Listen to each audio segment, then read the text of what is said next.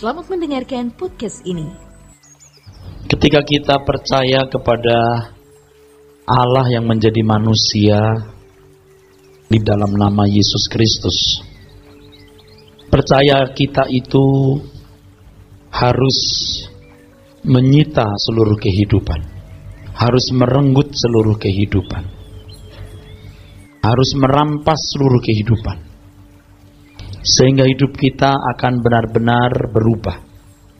Abraham tidak hanya mengatakan aku percaya ya Tuhan dan dia tetap tinggal di Ur Kasdim. Ia mengatakan aku percaya ya Tuhan, dan kata itu tidak diucapkan tetapi menjadi satu tindakan. Menjadi satu tindakan. Ia tidak mengatakan aku percaya Tuhan dan dia masih tinggal di Ur Kasdim. Jika kita membaca Kejadian pasal 12 tersebut, saudaraku,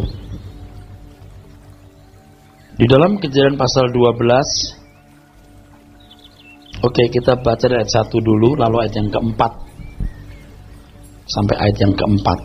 Ayat yang pertama berbunyi demikian, berfirmanlah Tuhan kepada Abram, pergilah dari negerimu dan dari sanak saudaramu dan dari rumah bapakmu ini ke negeri yang akan kutunjukkan kepadamu. Aku akan membuat engkau menjadi bangsa yang besar dan memberkati engkau serta membuat namamu masyhur dan engkau akan menjadi berkat. Aku akan memberkati orang-orang yang memberkati engkau dan mengutuk orang yang mengutuk engkau, dan olehmu semua kaum di muka bumi akan mendapat berkat. Lalu pergilah Abram seperti yang difirmankan Tuhan kepadanya, dan Lot pun ikut bersama-sama dengan dia. Abram berumur 75 tahun ketika ia berangkat dari Haran. Lalu pergilah Abram seperti yang difirmankan Tuhan kepadanya. Di sini Abram tidak merespon dengan kalimat. Abram tidak merespon dengan kata-kata. Tetapi Abram merespon dengan tindakan. Dan hidup Abram benar-benar berubah. Benar-benar berubah dengan perubahan yang benar-benar sangat drastis. Radikal. Sangat drastis dan radikal. Ini model iman yang harus juga dimiliki anak-anak Tuhan. Orang-orang pilihan pada zaman penggenapan. Umat pilihan di dalam Yesus Kristus. Setelah kita lihat beberapa ayat dalam kitab Perjanjian Baru di pertemuan yang lalu, bahwa mengikut Tuhan Yesus Kristus itu, saudaraku sekalian, pertaruhannya juga seluruh kehidupan. Sehingga hidup orang-orang yang mengikut Tuhan Yesus benar-benar berubah, benar-benar berbeda. Kalau pada zamannya Abram dianggap konyol, bodoh, tolol, tidak berhikmat, tidak pikir panjang, tentu juga murid-murid Tuhan Yesus pada zamannya dianggap bodoh, tolol, tidak berhikmat, konyol. Sebab hanya segelintir orang yang benar-benar berani mengambil keputusan untuk mengikut Yesus Kristus, anak tukang kayu dari Nazaret ini. Orang-orang sekampungnya sendiri tidak percaya. Orang-orang sekampungnya sendiri berkata, kami kenal dia dan saudaranya ada di tengah-tengah kami. Jadi kalau ada orang-orang seperti Petrus CS meninggalkan pekerjaan, meninggalkan keluarga, lalu mengikut Tuhan Yesus, mengiring Tuhan Yesus kemana Tuhan Yesus pergi, itu bukan main konyolnya. Bukan main konyolnya. Pasti dianggap bodoh, tidak berhikmat, tidak berpikir panjang. Tetapi justru orang-orang ini ternyata yang benar. Coba kalau hal itu kita kenakan dalam hidup kita hari ini. Tingkat kehidupan yang bagaimanakah yang kita miliki di luar kewajaran manusia, yang membuat orang memandang kita konyol, yang membuat orang memandang kita ini bodoh, yang membuat orang mengatakan kita tidak berhikmat, yang membuat orang memandang kita tidak berpikir panjang. Yaitu jika kita secara konsekuen dan tentu konsisten mengikuti apa yang Tuhan Yesus ajarkan. Secara konsekuen dan konsisten, apa yang Tuhan Yesus ajarkan kita turuti. Nah, sehingga saudaraku sekalian, kekristenan kita ini benar-benar dapat mengubah cara kita memandang hidup. Nah, selama cara kita memandang hidup ini belum berubah, maka seluruh gaya hidup kita juga belum berubah dan tidak mungkin berubah. Nah, cara mengubah cara memandang hidup inilah yang dimaksud Tuhan Yesus di Matius pasal 6 itu. Seluruh Matius pasal 6. Seluruh Matius pasal 6. Kalau saudara membaca, itu khotbah Yesus di bukit. Awal-awal dari pelayanan Tuhan Yesus, khotbah awal-awal Tuhan Yesus, khotbah di bukit. Yang sangat kontroversi dengan khotbah para ahli Taurat orang Farisi yang ada pada waktu itu, saudaraku. Matius pasal 6 itu saudara baca. Kalau saudara membaca seluruhnya, khususnya dari ayat yang ke-19 itu. Jangan kumpulkan harta di bumi, kumpulkan harta di surga. Carilah dahulu kerajaan Allah. Cara memandang hidup harus berubah. Bagaimana, Pak? Cara saya memandang hidup. Seluruh yang diajarkan Tuhan Yesus harus digali. Harus dihayati. Harus benar-benar dipahami. Dan tentu dilakukan. Baru kita melihat cara memandang hidup yang berubah. Saya katakan dalam pertemuan beberapa waktu yang lalu, saya sudah ketemu orang baik. Orang baik, orang yang santun, orang yang beradab, orang bahkan yang kelihatan rohani. Tapi cara memandang hidupnya belum berubah. Ini orang-orang Kristen yang baik, baik di mata manusia. Benar-benar juga baik di mata masyarakat Kristen. Tidak bercela, tapi cara memandang hidupnya belum berubah.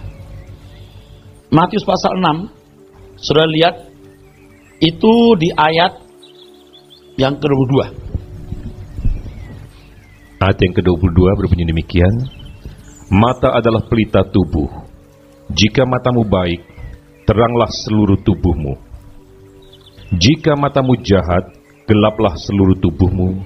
Jadi, jika terang yang ada padamu gelap, betapa gelapnya kegelapan itu. Mata itu harus diterangi dulu. Nah, yang mengerikan adalah ketika orang merasa bahwa matanya telah melek, padahal belum melek. Lebih baik saudara mengaku belum melek, lalu belajar melek, daripada merasa sudah melek, padahal belum melek. Yang diajarkan Tuhan Yesus itu, saudara, kalau kita gali sungguh-sungguh, kita kenakan dalam hidup kita, benar-benar akan buat kita berubah. Benar-benar akan buat kita berubah. Ingat ya, rumusnya tetap saya ingatkan, kita harus sebisa-bisanya tidak berbeda dengan lingkungan kita. Dari luar kelihatan sama, dalamnya yang beda. Jadi jangan ekstrim ngawur. Kalau orang sudah resisten atau menolak kita dan mengatakan, aneh nih orang. Jangan sampai kita membuat orang menjadi syak dulu. Tapi kalau dia mengenali kita makin dalam, makin dekat, orang kan tahu, kamu memang aneh. Nah, baru orang minta pertanggungjawab kepada kita. Ada apa sih? Apa pengharapan yang ada padamu sampai engkau berani bertaruh seperti ini? Kadang-kadang di satu restoran yang penuh padat orang antri, kita nggak tahu enak enggak itu restoran, kan orang antri ikut antri loh. Secara psikologi itu dorong untuk ikut antri, pasti ada sesuatu nih. Kalau sampai orang antri makan begini ada sesuatu, ikut antri deh. Orang bisa tanya, pengharapan apa yang ada padamu? Ini Alkitab bisa katakan. Orang sampai bertanya, pengharapan apa yang ada padamu? Mata pelita tubuh, jika matamu baik, teranglah seluruh tubuhmu. Jika matamu jahat, gelaplah seluruh tubuhmu. Jadi jika terang yang ada padamu gelap, betapa gelapnya kegelapan itu. Mata harus dibuat terang. Terang dalam ukuran Tuhan. Terang menurut Tuhan. Mata yang terang menurut Tuhan. Bukan terang menurut kita. Nah, banyak orang marah sudah melek, matanya sudah terang, padahal belum terang. Sebab dia belum melihat standar kehidupan yang Tuhan kehendaki. Pergilah kamu keluar dari Ur Kasdim. Jelas, secara fisik meninggalkan Ur Kasdim. Secara fisik tidak kumpul dengan keluarga. Secara fisik makin jauh. Nah sekarang kita sebagai orang Kristen, secara fisik masih ada di dunia ini. Di tempat di mana kita tinggal. Kita masih melakukan pekerjaan kita, entah sebagai pedagang, pengajar, atau profesi yang lain. Tetapi kita meninggalkan, memisahkan diri dari cara hidup yang lama. Itu masalahnya. Yang bagaimana itu? Injil harus dibedah. Kebenaran harus diajarkan. Sampai kita benar-benar, saudaraku sekalian, mengalami perubahan. Cara memandang hidup. Nah, merubah cara memandang hidup ini, saudaraku sekalian, ini pasti akan membuat gaya hidup normal yang telah kita miliki itu berubah. Pasti berubah. Dan ini harga yang harus dibayar sebagai respon atau reaksi kita terhadap anugerah yang Tuhan berikan. Abraham dipilih bukan karena berbuat baik. Kita tidak pernah ada data Abraham itu orang saleh atau orang baik. Kalau itu perlu diungkapkan, dicatat, diekspos, pasti diekspos. Tapi Alkitab tidak mencatat, tidak menginformasikan, tidak mengekspos. Tapi Tuhan menunjuk Abraham. Nah, Abraham merespon anugerah ini. Dia disetting Tuhan, didesain Tuhan, dirancang jadi sahabatnya. Keluar Ur Kasdim. Tapi Abraham belum disebut sebagai sahabat.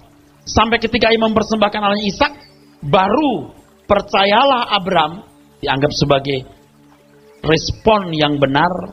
Harga percayanya itu lalu disebutnyalah dia sebagai sahabat. Kita dipilih menjadi anak-anak Allah bukan karena kita berbuat baik. Tidak ada satu kebaikan yang kita miliki, saudara. Nah, respon kita terhadap anugerah yang Tuhan berikan, yaitu putranya yang tunggal, Tuhan Yesus Kristus mati di kayu salib. Apa respon kita? Kita dengar perkataannya.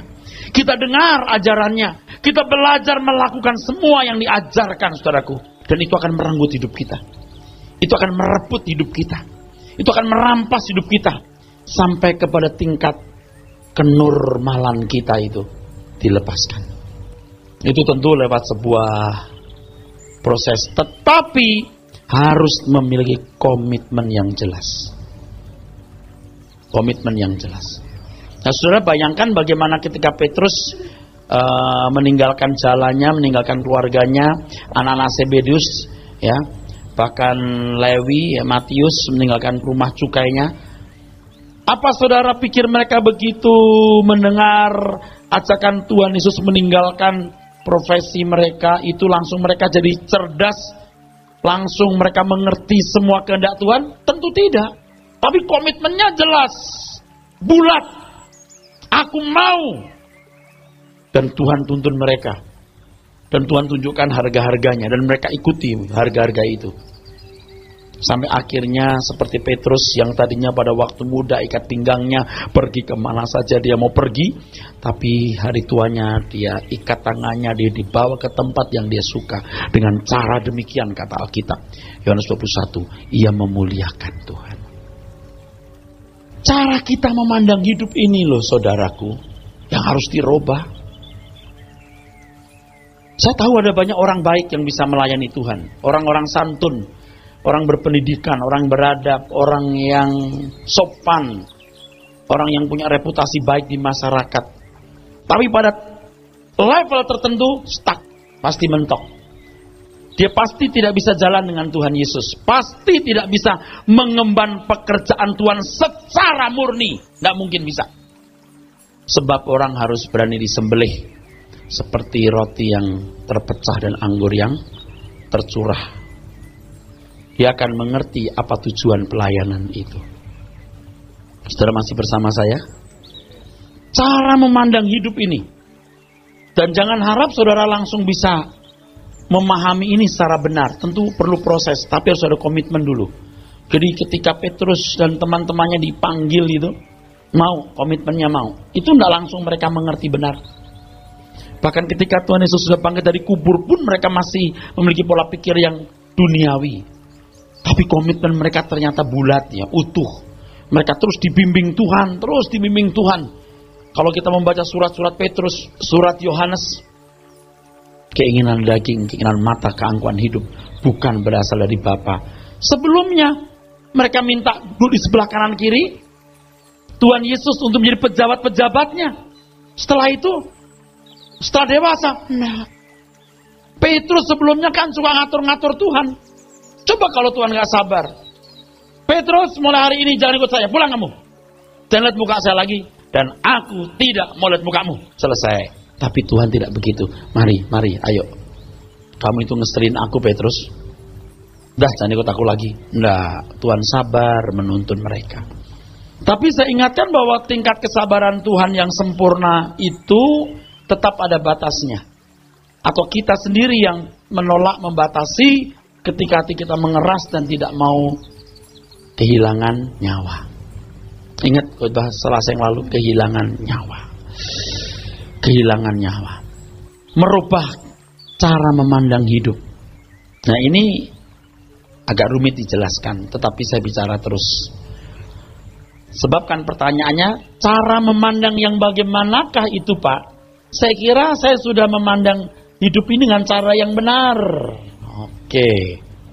Mudah-mudahan benar-benar benar. Kalau ternyata belum benar, engkau tidak tahu, kamu picek, merasa melihat, itu masalah.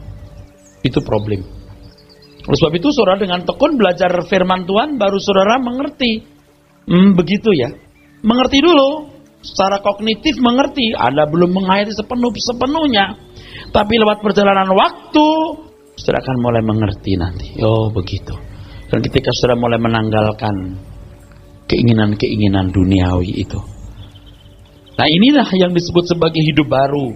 Yang dikatakan 2 Korintus 5 ayat 17 itu. 2 Korintus 5 ayat 17 itu. Barang siapa yang ada dalam dia, baca Pak. Ayat yang ke-17 berbunyi demikian. 2 Korintus 5 ayat 17 ya. Jadi siapa yang ada di dalam Kristus, ia adalah ciptaan baru. Yang lama sudah berlalu, sesungguhnya yang baru sudah datang. Yang bagaimana itu? Sebab begini saudaraku sekalian, banyak orang yang merasa sudah hidup baru dalam Tuhan. Meninggalkan agama lama, ya, meninggalkan cara hidup yang lama yang tidak pernah ke gereja, sekarang ke gereja. Dengan datang satu gereja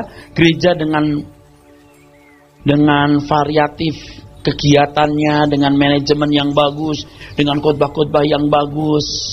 Khotbah yang bagus di sini artinya ya khotbah-khotbah yang cukup membangun karakter, ya cukup membangun karakter, menuntun kepada kebaikan. Apalagi yang khotbah itu pendeta-pendeta import, ya pasti punya kelebihan atau keunggulan, pasti punya keunggulan tertentu.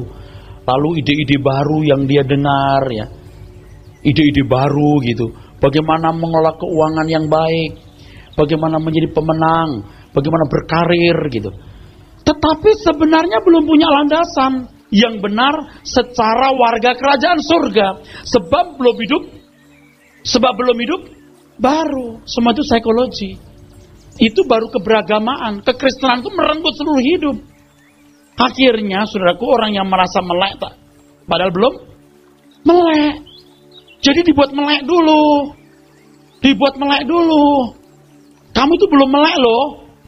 Dibuat melek dulu. Keluar dari kenormalan.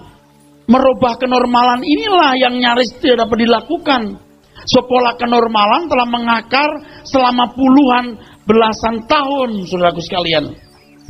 Maaf, tidak menuding siapa-siapa ya. Nanti terkesan kita ini paling baik atau pendeta ini paling benar ya. Bukan tidak mungkin pendetanya pun juga belum ngerti hidup baru itu apa. Sebab yang dia tahu, dia tidak sekolah umum, dia sekolah teologia, dia khotbah. Ngerti nggak hidup baru itu apa? Berani nggak orang tidak menikmati dunia ini? Bukan berarti lalu nggak punya duit, bukan berarti lalu jadi miskin, enggak kan ya? Tuhan pencipta langit dan bumi, Bapa di surga, tidak mungkin buat kita kekurangan. Pembicaranya sendiri juga belum lahir baru, atau dalam proses yang belum tentu sampai tingkat lahir baru. Nah, kalau bicara begini kan kita bicara dengan hati yang pedih. Kita juga takut seolah-olah kita dituduh mengatakan aku paling benar, yang lain tidak benar. Bukan itu maksudnya. Mudah-mudahan semua kita benar-benar mengalami lahir baru, benar-benar hidup baru dalam Tuhan, ya. Yang filosofi hidupnya adalah kumpulkan harta di surga, bukan di bumi. Berani meninggalkan kenormalan, hidup dalam ketidaknormalan, seperti Yesus Kristus hidup. Sebab ketika kita mengatakan aku ikut Tuhan Yesus Kristus, aku beriman kepadanya, kita wajib hidup seperti dia hidup.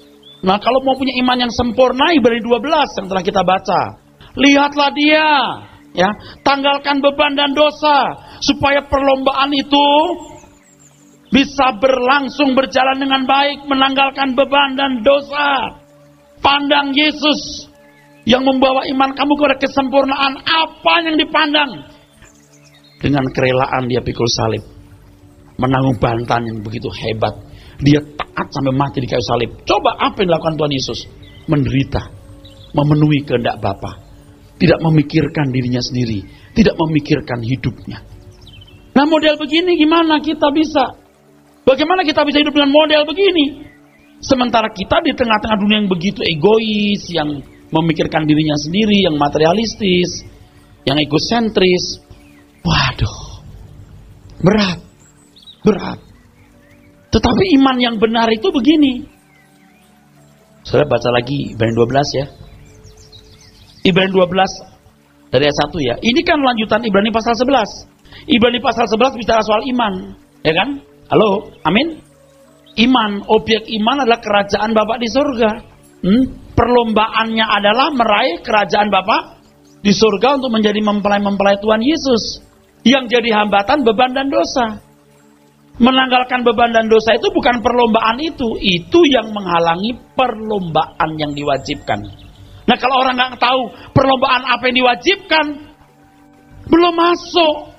Kita bukan penonton tapi pemain. Kita pemain. Kita di gelanggang itu, bukan di luar, bukan di tribun. Kita pemain. Begitu banyak saksi yang mengelilingi kita. Terus baca Pak. Karena kita mempunyai banyak saksi, bagikan awan yang mengelilingi kita, marilah kita menanggalkan semua beban dan dosa yang begitu merintangi kita, dan berlomba dengan tekun dalam perlombaan yang diwajibkan bagi kita. Ada perlombaan yang diwajibkan, yang bagaimana itu?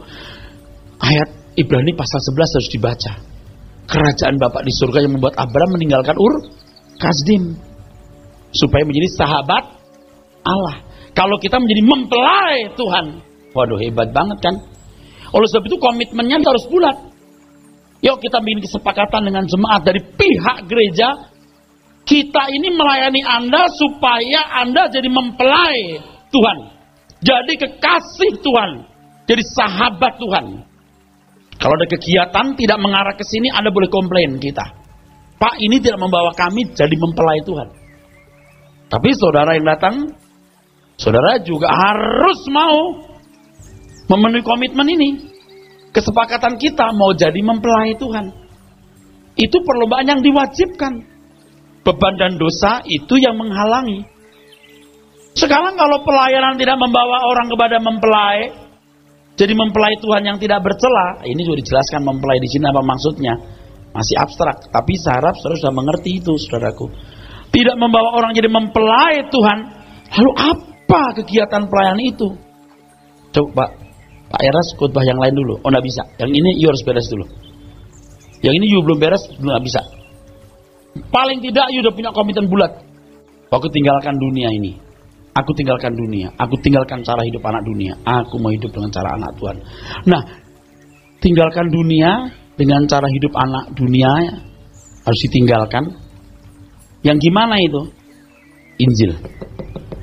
Jangan diganti dengan khotbah-khotbah yang hanya psychology approach, pendekatan psikologi. Jangan coba-coba.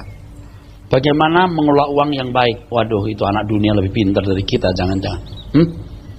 Bagaimana berkarir sukses? Aduh, sekarang banyak buku aktualisasi diri itu luar biasa banyaknya.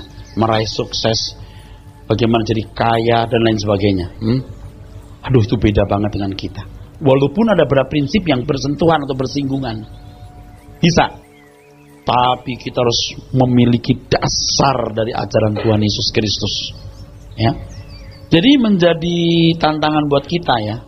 Dan menarik kalau hobi saya membaca. Dan pokoknya kalau saya punya waktu agak panjang di satu kota, saya tanya di mana ada toko buku. Saya baca keunggulan-keunggulan agama-agama dan pandangan-pandangan filsafat, keyakinan, moral. Saya bertanya, apa unggulnya Kristusku? Apa unggulnya Injilku? Karena kita tidak pernah dengar orang khotbah secara mendalam, mungkin kita anggap kita udah baik, berkorban, mengasihi sesama, mengorbankan diri demi keyakinannya. Ketekunan mereka mencari Tuhan pun luar biasa. Berjam-jam bisa menyembah. Sementara orang tidur udah bangun. Orang belum bangun udah bangun. Orang sudah tidur masih sembahyang. Serius. Unggul kita apa? Unggul kita apa? Kita juga harus belajar ajaran dan moral yang baik. Tanpa memandang suku, bangun rumah-rumah rakyat, orang boleh tinggal gratis atau bayar murah. Kita buat itu enggak? Ternyata enggak. Lalu, ya karena anugerah Pak kita diselamatkan. Udah nggak bisa ngomong saya. Jadi nggak usah berbuat baik juga kita selamat. Ya udah, selesai. Nggak bisa ngomong saya. Saudara juga harus melihat, saya tidak bluffing ini. Saya tidak bluffing. Ajaran-ajaran agama lain pun yang bersifat batiniah, itu juga cukup menakjubkan. Lalu aku bertanya, apa unggulnya Kristusku? Apa lebihnya Injilku? Itu yang memacu saya untuk ngebor. Maksud Tuhan itu apa di sini? Nah kita tuh sombongnya begini. Lebihnya kita, Yesus kita Allah yang benar. Di luar ini bukan Allah yang benar. Oke, lalu kalau you udah punya Yesus yang benar, lu mau apa? Ya udah. Pokoknya saya punya Allah yang benar. Anggap begini, saya punya Mercy, yang lain Mikrolet. Oke, tapi you tidur di dalam mobil, you naik mobil itu enggak naik apa? Naik sepeda. Bagusan orang naik Mikrolet. You punya Mercy, tapi you nggak bisa mengendarai Mercy, dan you tidak pernah naik Mercy itu.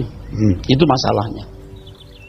You nggak menghayati bagaimana cara naik Mercy, karena you nggak ngerti, you nggak masuk ke dalam. You nggak pernah belajar manual book bagaimana mengoperate, mengendarai Mercy. Apalagi mobil sekarang ini yang model ada komputernya. Bingung nggak ada kuncinya, gimana ya caranya? Nah, nggak ngerti kan kamu? Belajar. Injak rem, pencet tombol ini bunyi. Gimana mematikannya? Nggak ngerti kan? Tuh, belajar dulu. Itu sederhana sekali. Mengoperate kehidupan ini nggak gampang. Untuk model menjadi anak-anak Allah, carilah dahulu kerajaan Allah dan kebenarannya. Yuk pelajari dulu. Yuk punya Mercy, yuk kendarai. Kalau nggak ngejogrok, percuma. Yang penting aku punya Mercy. Yang lain Mikrolet. Lebih baik naik Mikrolet, tapi betul-betul naik daripada you punya Mercy, nggak pernah naik Mercy. Unggulnya apa Mercy-mu? Kendarai, masuk, belajar bagaimana mengendarai Mercy itu. Saya khawatir kita nggak tahu keunggulan Kristen itu di mana. Karena mendengar kata salib takut, menyangkal diri, takut tinggalkan dunia, ngeri. Itu kunci-kunci simpul yang penting. Ini nggak mengganggu Anda cari nafkah, tidak mengganggu Anda punya kebahagiaan, tidak membuat Anda jadi miskin secara materi juga, tidak menjadikan Anda sakit-sakitan, tidak. Oleh sebab itu ya maklumlah kalau kita gelisah kalau mendengar orang khotbah. Allah itu baik saudara sekalian, Allah itu luar biasa. Dia tahu tetesan air matamu, dari surga melihat penderitaanmu. Ya udah sama dengan agama lain, udah sama. Apa tidak boleh ngomong gitu? Ya boleh sih. Tapi kalau terus-menerus ngomong begitu terus, apa unggulnya Kristen dong? Pikul salibmu. Masuk dalam perlombaan yang diwajibkan. Menjadi orang Kristen itu, Anda masuk kepada masalah. Waduh, kok lain? Emang itu lainnya di situ lainnya. Tapi di situ Anda bisa mengecap madu kehidupan. Madu kehidupan yang Tuhan kehendaki. Saudara mengerti? Jadi masuk perlombaan. Percaya kepada Tuhan Yesus bukan jadi penonton, jadi pemain. Baca Pak. Berikutnya. Ibrani 12 ayat yang kedua. Ayat yang kedua bunyi demikian, marilah kita melakukannya dengan mata yang tertuju kepada Yesus, yang memimpin kita dalam iman, dan yang membawa iman kita itu kepada kesempurnaan, yang dengan mengabaikan kehinaan, tekun memikul salib, ganti sukacita yang disediakan bagi Dia yang sekarang duduk di sebelah kanan takhta Allah. Terus, ingatlah selalu akan Dia. Ingatlah selalu akan Dia yang tekun menanggung bantahan yang sehebat itu terhadap dirinya dari pihak orang-orang berdosa, supaya jangan kamu menjadi lemah dan putus asa. Nih yang dilihat itu ininya. Yang dipandang itu ininya. Kalau kamu memandang ini, kata penulis kitab Ibrani, imanmu menjadi sempurna. Sebab dialah yang membawa imanmu kepada kesempurnaan dengan cara memandang cara hidupnya ini. Sebab kamu ikut Dia, kamu ikuti jejaknya. Jadi jangan merasa begini, aku hidup, aku lain, aku Kristen, mereka bukan Kristen, aku punya Yesus yang benar, mereka tidak punya Tuhan yang benar. Itu aja bedanya. Percuma you punya Mercy yang Anda tidak pernah kendarai. Nah, banyak orang sejahtera sampai di situ.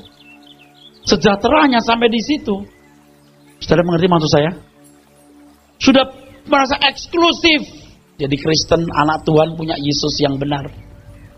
Kalau saudara melihat ajaran agama lain, saudara mesti belajar. Kalau enggak, oke, saya ngomong, percayalah. Mereka pun punya filosofi-filosofi hidup yang cukup menakjubkan, saudaraku.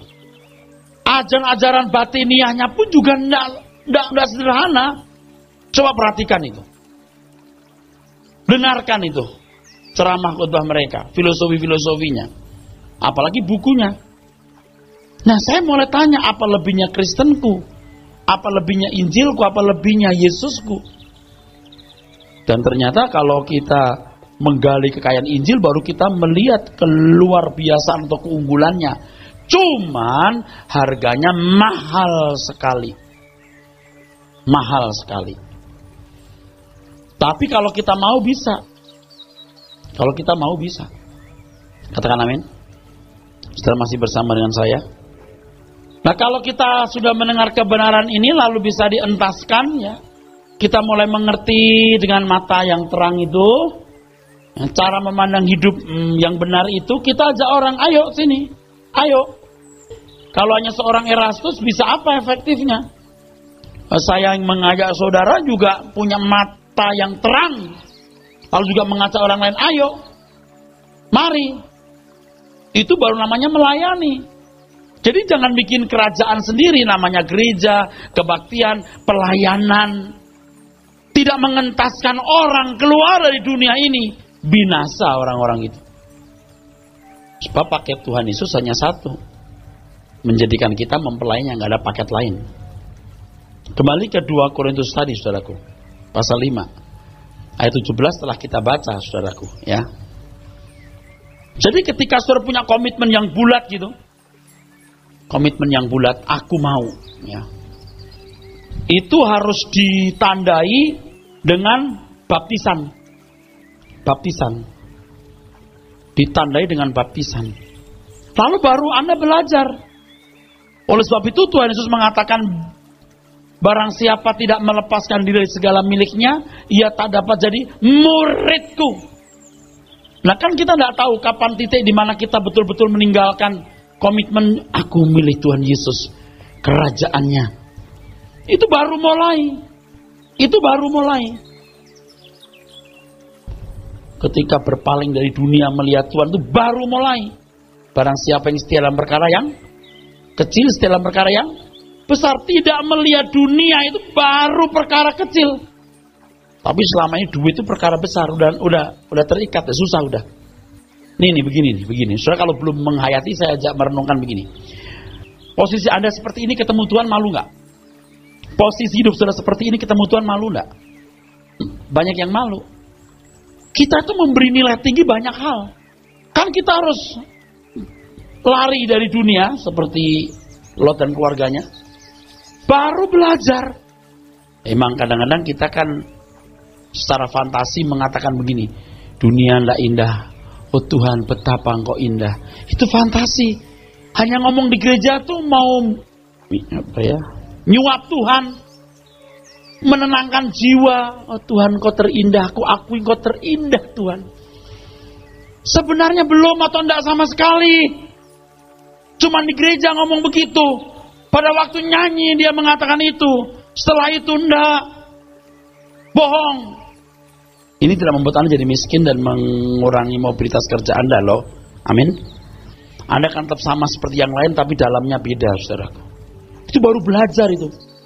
Wah, baru kita lihat keindahan-keindahan kebenaran Alkitab, keindahan-keindahan kebenaran Tuhan. Nah, kalau orang belum serius mati bagi dunia ini, saudaraku sekalian, ya udah, nanti pasti mengisi kekristenannya dan banyak hal yang sebenarnya tidak mendukung seseorang jadi mempelai. Dan terus terang itu orang yang hilang akal, nabrak sana nabrak sini. Banyak kegiatan gereja nih, nggak jelas.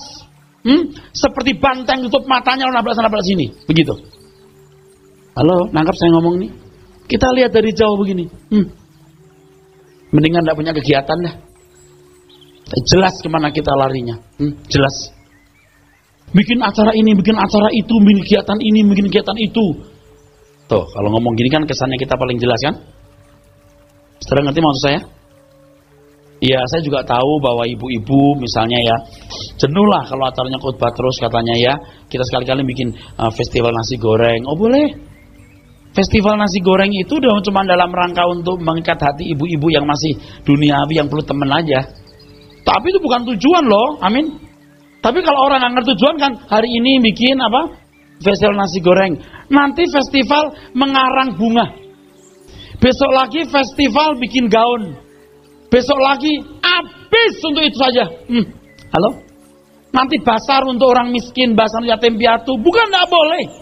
You sendiri nggak ngerti kemana you melangkah. Bagaimana menjadi wanita yang bisa mengurusi suami? Bukan nggak boleh, boleh.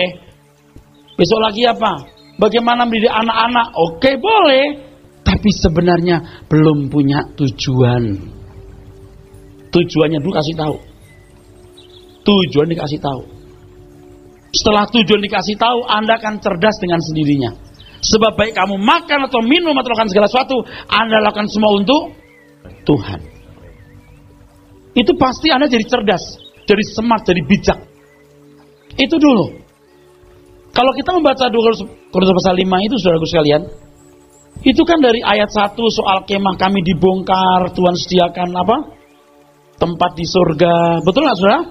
Ayat 9-10 kami berusaha berkenan kepadanya. Tuh aneh kan? Hidup orang begini kan udah nggak punya dunia.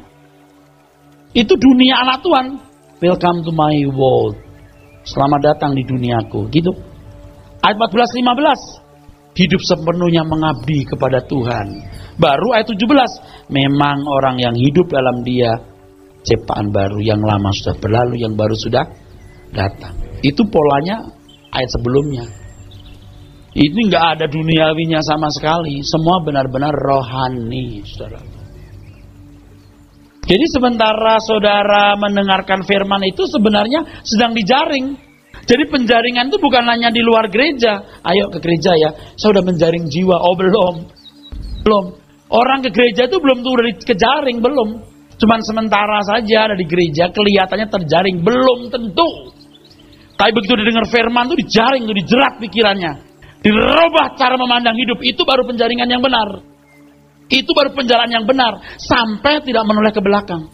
Nah itu baru udah tertangkap. Nah udahlah tertangkap loh. Nah sementara mendengar khotbah begini, Anda baru lahir baru. Baru lahir baru. Saya udah lahir baru Pak. Belum. You masih mencintai dunia karena cara kamu memandang hidup belum berubah sebenarnya. Yang sering saya kasih tahu itu loh. Tuhan mau dijadikan alat itu loh. Meraih dunia. Betul? Kalau orang punya hidup baru, Tuhan itu gak akan jadi alat. Tujuan. Kalau Tuhan masih menjadi alat, itu saudara seperti agama-agama pada umumnya. Ketika kita bertemu dengan Tuhan, kita berkata, Engkaulah penciptaku, Engkaulah hidupku, Engkau matahariku, Engkau kesenanganku, Engkau kebahagiaanku, Engkau segalanya bagiku Tuhan. Sekalipun dagingku dan hatiku senyap, gunung batu dan bagianku, tetaplah Allah selama-lamanya. Nah, sampai di situ. Udah begini, nggak balik. Disembelih pun nggak pindah agama. Anda lihat orang-orang yang pindah agama, itu udah pernah bersaksi di gereja. Puji Tuhan, saudaraku. Saya sukses ini karena Tuhan. Tuhan tuh baik. Semua muji Tuhan pakai air mata. Lo pindah agama, bener-bener dah. Tapi kalau Anda sudah dijaring oleh kebenaran Injil, Anda nggak akan oleh. Disembelih pun nggak akan pindah agama. Sampai tingkat Anda mengasihi Tuhan tanpa bisa mengerti diri sendiri. Mengapa aku bisa mencintai Tuhan seperti ini? Anda nggak akan menoleh ke belakang sama sekali. Itu baru benar-benar hidup baru. Dengar firman. Tapi saya percaya kok kenyataan orang yang hari ini mesti hadir di sini nggak hadir. Dia pikir minggu depan masih ada waktu. Oh nggak apa-apa. Tapi kalau kesempatan hari ini you ada sentuhan Tuhan, you kehilangan momentum itu. Kan orang sibuk Pak. Oke, sibuk. Saya tahu lagi sibukan. Ya memang harus ada, harus dipenuhi juga. Jemput anak, kayak nganter istri kemana, kayak oke. Dan itu penting. Tapi kalau hanya males, ya udah emang lu kagak bakat masuk surga. Memang lu tidak mau masuk neraka tapi gak niat ke surga.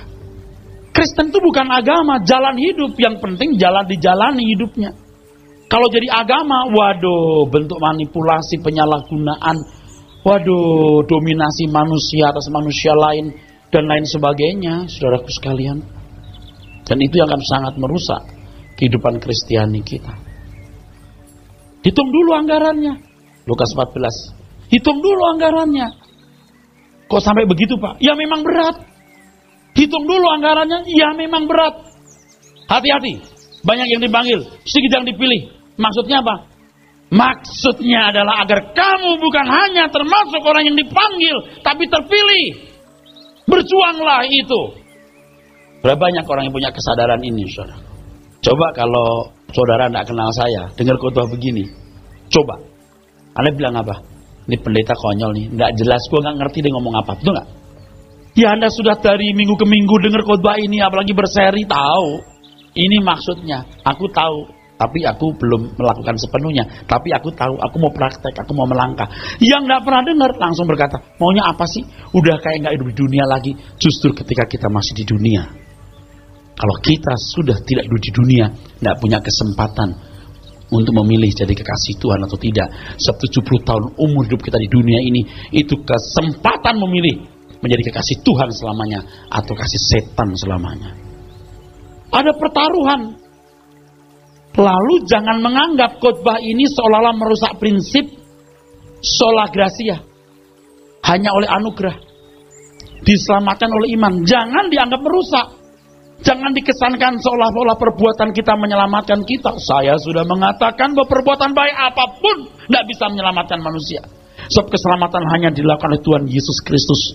Hanya darah Tuhan yang bisa merebut manusia dari tangan iblis. Hanya darah Tuhan Yesus yang memulihkan hubungan antara Allah dan manusia.